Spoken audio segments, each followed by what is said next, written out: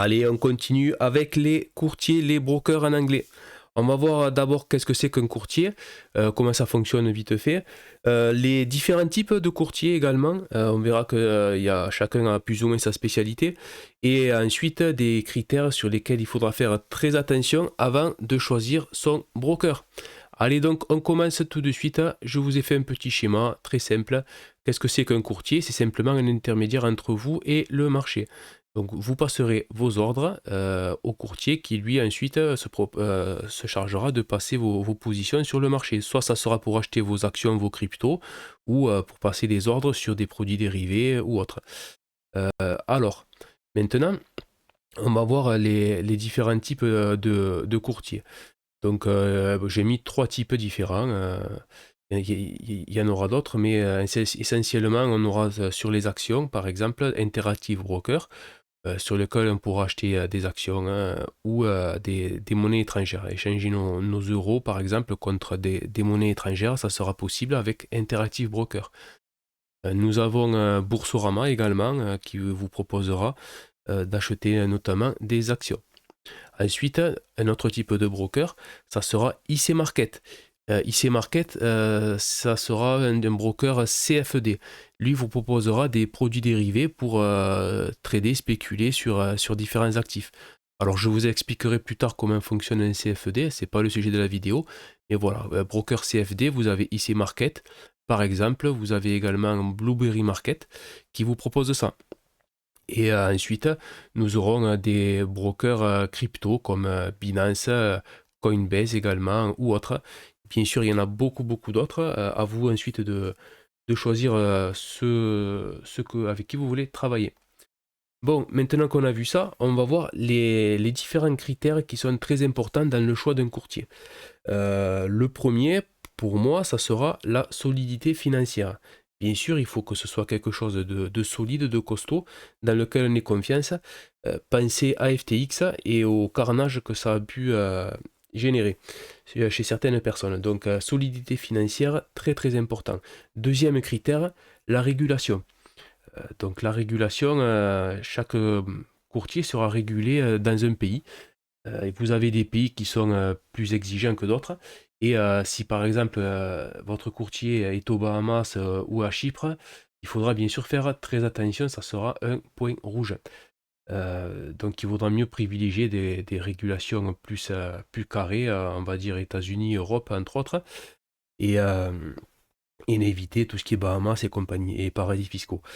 Ensuite, il faudra faire attention aux cotations. Alors pour ça, il vous faudra ouvrir une plateforme d'analyse et comparer les, les cotations de votre courtier avec d'autres cotations. Par exemple, là je suis sur TradingView et on voit que je peux comparer les cotations de chez plusieurs courtiers. S'il veut bien me donner la liste, voilà. Là, je suis sur EURUSD et je peux comparer FXCM, Wanda, Forex.com, Paperstorm, IDC, Capital.com, tout ça.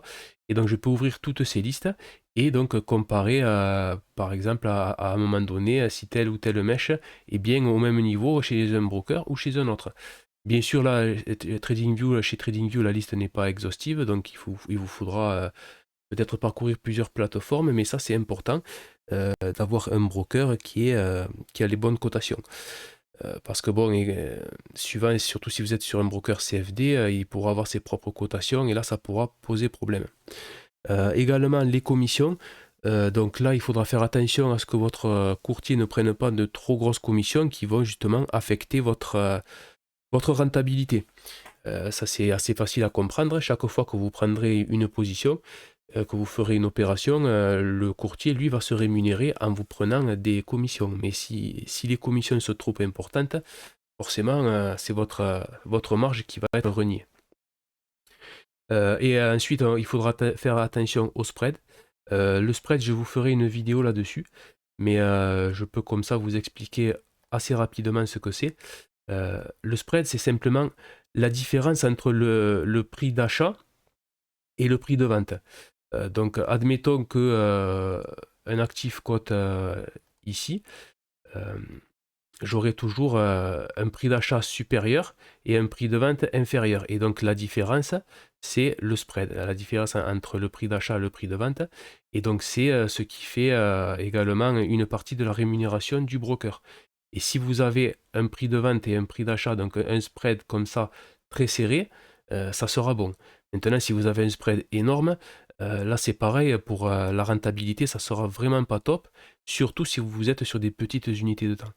Voilà, donc ça c'est vraiment la commission et spread, c'est ce qui va vraiment affecter votre rentabilité. Il faudra faire très attention à ça également.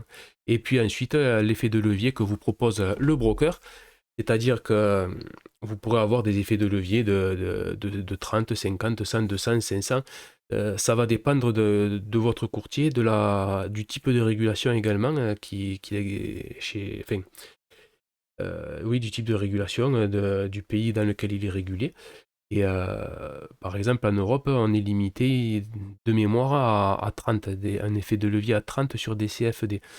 Donc bon, ça va, hein, c'est déjà bien, mais ailleurs, vous pouvez avoir plus du 300, du 500. Donc bien sûr, il faut savoir maîtriser l'effet de levier, sinon ça peut être vraiment un carnage, ça peut être vraiment très très dangereux. Mais donc ça fait partie également des critères à prendre en compte. Voilà. Donc cette vidéo est terminée sur les brokers. On va passer à la suite. Bye bye!